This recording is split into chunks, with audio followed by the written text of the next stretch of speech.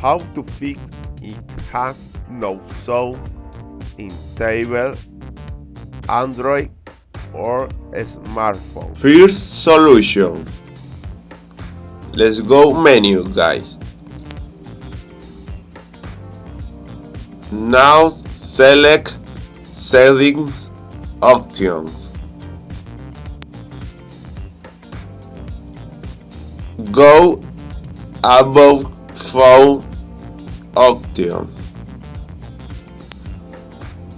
Select wireless update. Okay. Select check for updates. Now wait 7 minutes. Install all update. Okay. Second solution. Let's go menu. Select settings options. Let's go back up and reset option. Select factory date reset. Okay. Third solution. Restart cell phone. Okay.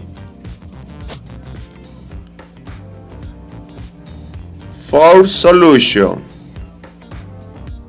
To lock the phone and remove SIM card.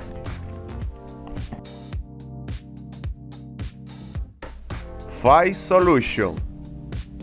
Remove battery for 50 minutes. Sixth solution.